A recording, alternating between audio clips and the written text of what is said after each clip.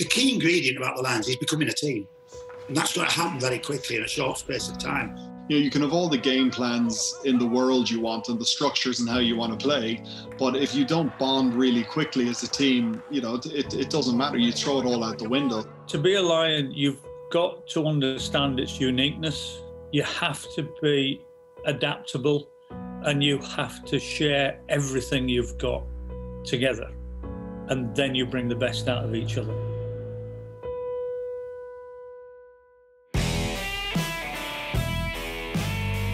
In this Spirit of Rugby series, RugbyPass and the Famous Grouse, official whisky of the British and Irish Lions, look ahead to this much anticipated series by looking back. We talk to players from the two most recent tours to South Africa who are now etched in Lions folklore. If this doesn't get you excited, then nothing will. One of the great things about the Lions is that everyone genuinely leaves their egos at the airport. And when you've got 30 or 40 people who are like-minded in that and really making efforts to try and get to know each other, you know, some of the relationships that you can build in a short space of time is quite incredible, I thought. A couple of times, you know, I went into tours with a bit of imposter syndrome. You know, you get there and you think, what am I doing here? You know, you look around the room and the Driscolls there and O'Connell's there and, you know, these guys, Martin Johnson there, you go, Jesus, you know, how on earth did I get here? And it only kind of takes, I guess, you know, one, you know, tap on the shoulder, hey, how you doing, big fella, whatever. Like Doddy did it for me in '97, you know, he tapped me, hey, Shawsy, big fella, you know, and just suddenly you're all just a bunch of lads in it together. And I'll never forget when we got to South Africa, the first person I shared with was Keith Earls. And being the youngest member of that touring group, he had the responsibility of looking after the mascot, Lenny the Lion. And he was so scared of the Irish boys breaking into our room and stealing the mascot. He, like every time he'd leave the room, he'd have to hide in a different place. He was on edge. Were you worried about that or not? Or would you have held the fort, looked after the youngster? Or would you have been just as scared? No, I didn't mind losing Lenny the Lion because he wasn't my responsibility. When we first came together, there was a lot of piecing, you know, tigers piecing around each other, just sizing up, working out how to move from that relationship, which is the opposition person, the person that you were a rival to, but on a baser level, you may have a lot of negative thoughts about it, and it was turning that into a positive relationship. I never met Jerry. I never met Guscott. I never met Delalio. I never met Johnson. And I travelled down with Tony Underwood to Weybridge in Surrey in his Range Rover.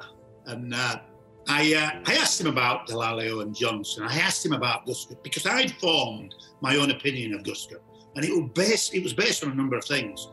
He appeared a little bit aloof and arrogant to me from afar. Anyway, we were in the room on the day that we met, and I watched the players come in. And I was being introduced to different players, and it was great, so exciting. They were so friendly, and it was brilliant. And I saw Guscott come in. What a presence. And we got brought together.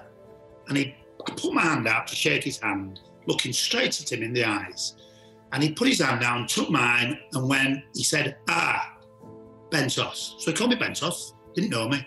He said, I've heard a lot about you. Looking forward to spending some time. And he laughed. And I thought, wow. Bentos, God bless him. You know, I think at one stage, Bentos thought he was more famous than Nelson Mandela out in South Africa. He was quite annoyed that you got that drop goal and that has lived with you forever. But he had his time in the sun as well. He scored a fantastic try or two on tour. Sorry, who was it you were talking about and what did they do? Broken field, kick reception, strength. And I remember the ball getting hacked through to Neil Jenkins just outside his own quarter. And I looked up and there was a hooker and a back row forward, James Dalton, a back row forward, stood in front of me, 25 metres, 30 metres away, with 10 metres space outside. So before Jenkins actually picked the ball up, I called for it. Good as gold, he threw it to me. So the first bit is planned. We knew when Bentos got the ball, there's no point in supporting him looking for a pass. You support him if he gets tackled then you're going to have to rock him. So I go around the hooker, manage it around the back row. I saw him get it, he's coming back, and I thought, right, where can I get close to him, score pass or do something? Got past the halfway line, probably ran the opposition 10-metre line, and I think I've come on a scissors. And I felt that I would have been through if he gave me the ball, but Bentos would have thought, this is mine and mine only. The fly half was covering across, cut inside him, cut inside another player, and ended up under the post, getting tackled by the kid who slipped or cut inside. It was one of the tries, one of the best tries we'll ever see in a game of rugby. It's really interesting, your relationship that you talk about with Guska and your predetermined views on what he was potentially going to be like is a very human instinct, it's a very normal thing. We're great friends. I love him to bits. And it was tailor-made for him to drop goal. I remember John taking it into contact and Dawson ended up throwing the ball back. We were 15 apiece, so dramatic. And of course, it had to be Jerry who dropped the drop goal. It went over 3 minutes later, the final whistle went. And do you know, it was a crazy moment for me, that, Jim. It was an awkward moment. At the final whistle, we'd achieved what we'd set out to do. And you know, frustratingly for me, I just stood there and I thought, there are so many places I want to be right now.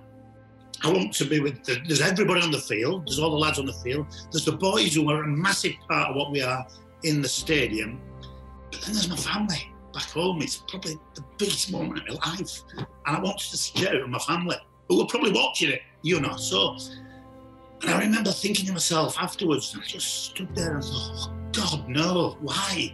Why of all the people, why did it have to be Gustav? But that's him.